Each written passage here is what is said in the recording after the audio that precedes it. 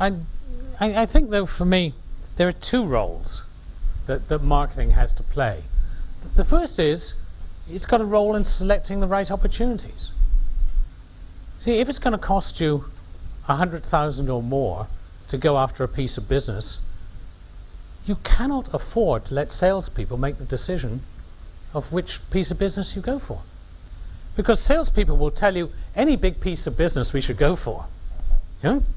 They're inveterate optimists. They have to be. So they will say, we can win it. And before you know what's happened, you've spent $250,000 on something where you should have pulled the plug day one. But who makes that decision to pull the plug? You cannot let a salesperson take it, or even nowadays a sales manager.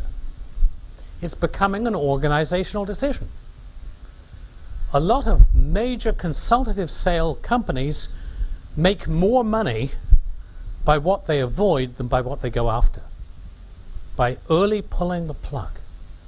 And we have to get better at that. But how do we know what we're likely to win or likely to lose? Salespeople have huge knowledge of a customer, but they don't aggregate that knowledge so that they understand what are our chances against this competitor statistically. What are our chances in this segment, and are they higher than in that segment? Marketing should be able to answer those aggregated questions. And marketing increasingly has a role in helping select the right opportunities, all the way from a very complex and sophisticated role to a fairly simple technique that even a small company can use. So I'll discuss both in a moment. The other thing which is interesting is, generically, what if the role of sales in the consultative sale is to create customer value, marketing should be able to provide tools and support to enable salespeople to create more value in their discussions with customers.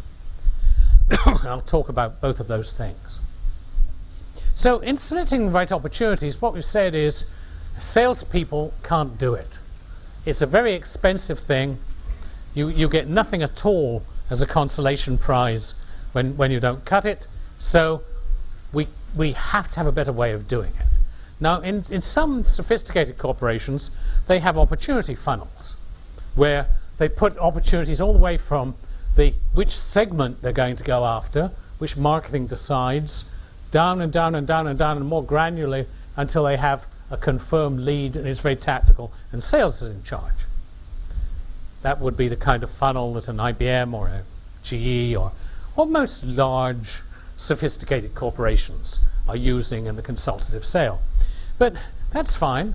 We can see that we move gradually from the strategic to the tactical. We hand over from marketing to sales.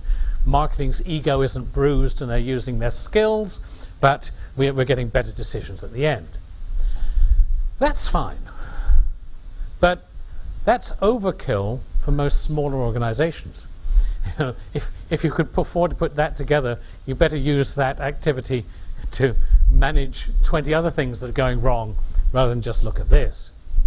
So what does a smaller company do? Well, in a smaller company, the idea of creating value propositions is enormously important. It's one of the most useful techniques that's come into selling in recent years.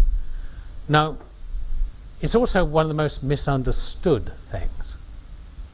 A value proposition is not some sort of simple message about why we're better than the competition, which is how a lot of marketing departments look at it. Next Wednesday, I'm meeting with a man called Michael Lanning. Michael was the man who invented value propositions. He deserves to be much, much more famous than he is. But one of the things he will tell you is that upwards of 90% of marketing departments don't really know what a value proposition is. Remember, we talked about value is benefits minus cost. The kind of value proposition that marketing often comes up with forgets the cost piece. It's usually some little statement of why our mousetrap is a little bit better than their mousetrap. It's living in the past.